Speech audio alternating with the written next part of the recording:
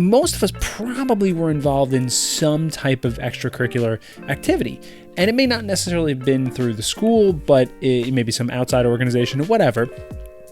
But almost all of us, because most of the people that go into education usually enjoy school and usually are in, some type of multifaceted type of thing, whatever that may be, not just necessarily the school day and those academic subjects. And I think it has a huge play on and a huge influence on why we even got to work with students in the first place. Because my belief is that some of the most important, unbelievable, and influential memories and experiences that we have are through these extracurricular activities. I myself was in so many things, it was crazy. Yes, they were all kind of revolved around the arts. I was in band, I was in orchestra, I was in marching band, I was in theater, in all parts of the theater. I ran tech for the lighting and the sound for all different things that came in through the auditorium. I was on stage myself very heavily throughout high school. I was in some type of peer mentoring group with the guidance department. I remember that for a while. And then I never necessarily played any type of organized sports, but I was really heavy into weightlifting. And so much so that I even was the one in our only weightlifting competition we had in school, the lightweight division bench press, for a whopping 170 pounds. Oh boy. Either way, I guess we had a weak school. So either way, the extracurricular activities were so important to me. I remember one year we had a budget cut, it was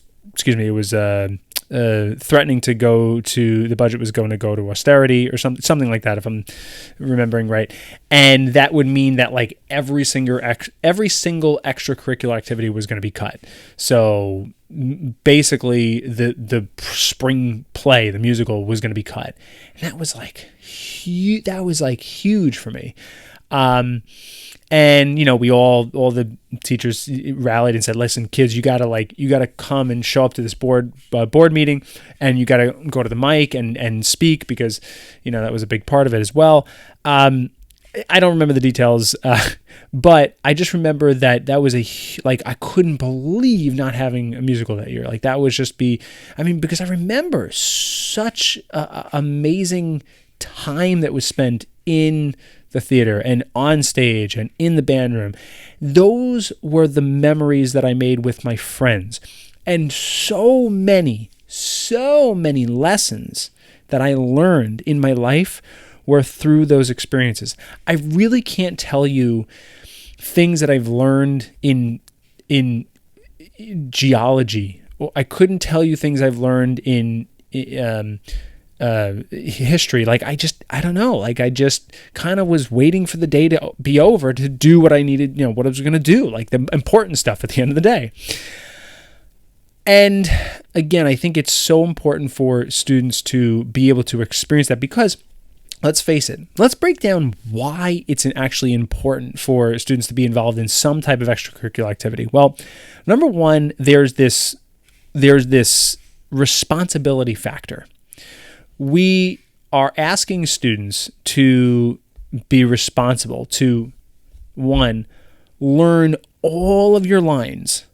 Let's use this as an example through theater. Learn all your lines. Memorize the book, right? Be off book a month before, whatever the date was. Memorize all your blocking. Memorize all the songs, all the lyrics. Memorize your little dance moves or whatever. And get on stage and put on a show. And if you asked one student to do all that by themselves, they probably wouldn't be able to. But being part of a collective group, a team, whatever that may be, that is something really, really special. So we are asking so much of our students to do. And guess what? The students that usually, for the most part, join these groups are ready to go. They're ready to exercise that type of responsibility that they have baked in them. That's why other students who don't necessarily join are maybe not necessarily irresponsible, but they have yet to uncover that part of themselves yet. And that's why we kind of want to urge students to try, new different clubs and activities. No, you may not be ready to, be the leading role in your spring musical, but you may want to join the chess club.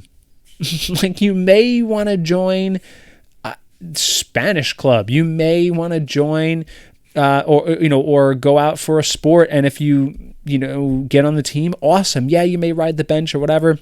I don't even know if they still do that anymore, but it's such an unbelievable experience for the idea of exercising your responsibility as a student.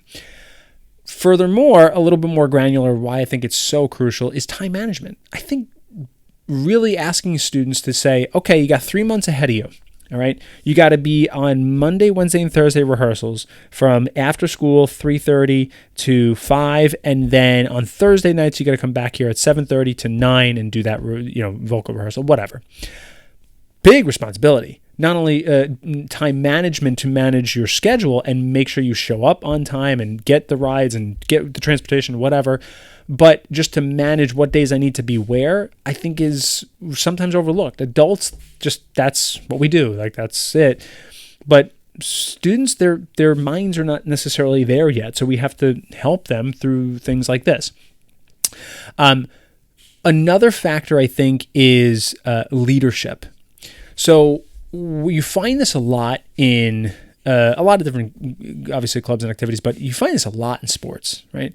When you look at the football team, you have the quarterback, right? When you look at, and that's about the only position I know on the football team. I know there's linebackers and I know there's other people, but when you look at marching band, you have the drum majors, you have the section leaders. When you look at the debate team, I'm sure you have somebody who is in charge, team captain or something, right? That is an expression of leadership that you cannot get in any part of the classroom. I think to experience that, and usually to experience that in the public eye, is something really, really exciting. And more importantly, you might fail as a leader. I think back to a lot of the things that I did in high school, and I thought I was a good leader. I thought I was doing a good job, and I thought I was representing blah, blah, blah, but I wasn't. And I learned that I can look at that, hindsight being 2020 now, and guess what? Those experiences still shape me to who I am today. I'm not necessarily in the cusp of the moment. I'm thinking about what I did in, jazz band or something, but it's kind of shaped who I am. And again, something you're not going to get in math class. Lastly, I think it's going to help students get out of their own world. And when I mean by world, I mean their social clique. The club that they necessarily join might not be the type of people that they roll with outside of school. It's really, and for me, being in so many different places and so many different things, I can really see that. My marching band friends were not always the same drama club friends. My drama club friends were usually not the same as my football friends. Granted, I was not on the football team, but I hung around with a lot of those guys. So I became to see how different students act. I became to increase my emotional intelligence to understand why this group of people are kind of like doing this and why this group of people are doing that, and what do I feel kind of works for me, and how, more importantly, I can navigate between them. Because if I had my football friend hat on and I went into drama rehearsal acting like whatever, I really wouldn't be received well. So I had to learn how to put different types of social hats on and take them off and be adaptable. These are all skills that are so crucial for students today. So why are we doing this episode right now? Why are we talking about this? Again, we're wrapping up by the time this comes out, we're wrapping up maybe the first month of school. And there are still some clubs that I think students can join. There'll definitely be some teams and things that they can join throughout the year, of course. But I think as a teacher, we really want to make sure that we have whatever we can, have that conversation to be able to encourage students to join something, try something, do something different this year, because that being uncomfortable is some of the best ways to become a better version of yourself. Another way, if you notice that a student probably would be benefiting from some of this, but you're not, it's kind of hard to get through them, you may want to have an excuse to call their parents about something completely unrelated. Just, call them, hey, Johnny did really good, whatever. Oh, by the way, I think who knows? Is he on the chess club? He might be really good at chess. Do you ever think about him? Just something stupid, because we know that parents being able to advocate for our students are very powerful as well.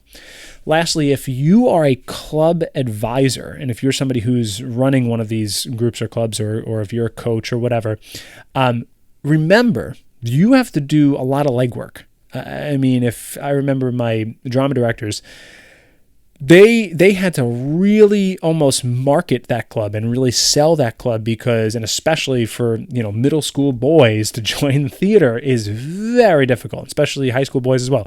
It's a difficult sell. So being able to really push for your own club to see it successful, I think, is also really important. But not only that, encouraging students, because it's fun. You don't have to sell them on the emotional and social skills that they're developing from that. That might even deter them, but just be like, hey, it's cool, it's fun. We did this and that, whatever. But remember, you're in charge. You got to be the marketer and the business person here. So that's it for today. I hope you enjoyed today's episode. I definitely did. I enjoyed kind of going back down memory lane. If you like today's episode, let me know by hitting like, hitting subscribe, and the bell notification to be notified every time I release a new video. And if you like today's episode, you might also want to check out this one right over here.